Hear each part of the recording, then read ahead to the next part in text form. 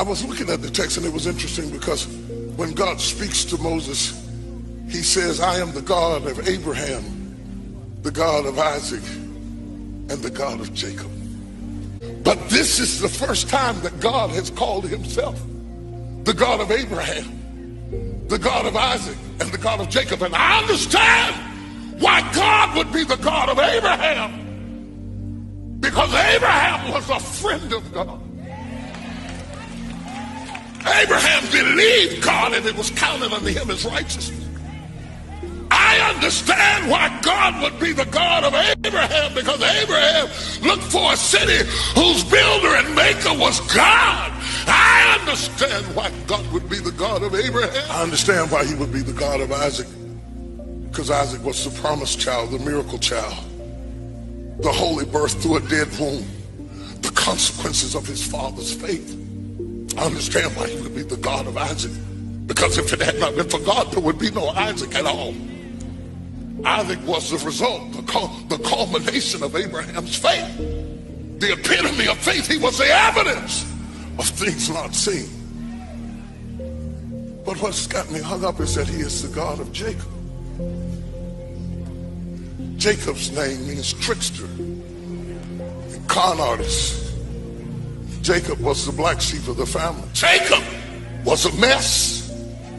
Jacob shouldn't sing in the choir or be on the deacon board. Jacob is a mess.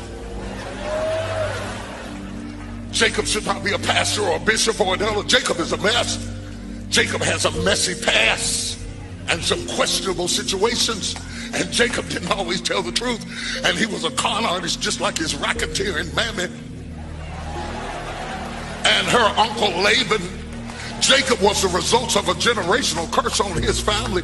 He had come from a long line of con artists. Why would God associate himself with the questionable character of Jacob? Maybe it is because there is a little Jacob in all of us. Maybe it is because God is desperate to convince Moses, I can use you.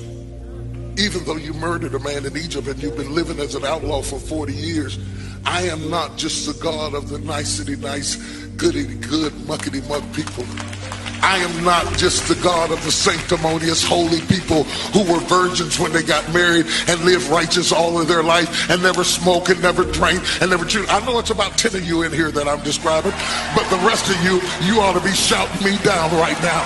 You ought to be knocking me down in the floor. You ought to be rolling around and talking in tongues. You ought to be laid out in the spirit, because if anybody looked at your background, there's no way in the world they'd understand why you'd be jumping and shouting in Lakewood on a Sunday morning.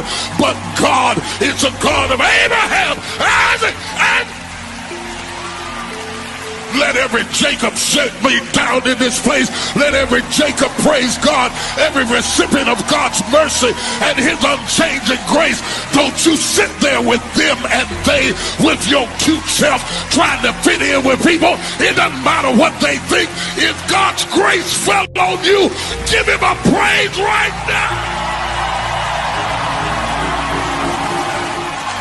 Slap your neighbor and tell him he's my God too.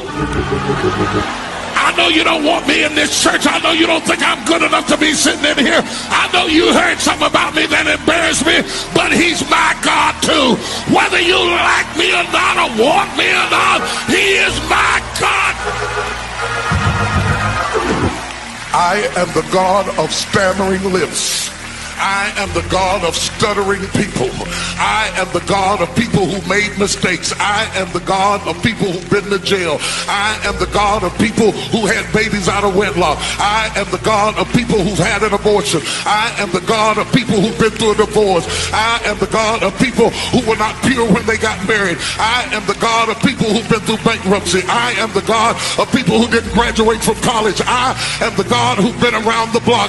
I am the God of people who've been on drugs and been drinking and hooked on prescription drugs. I am not just the God of the high and the mighty and the righteous and the pure and the holy and the important and the prestigious. I am the God of the people that everybody rejected and denied and thought they would never be nothing. And if you will allow me, I will do marvelous things in your eyes.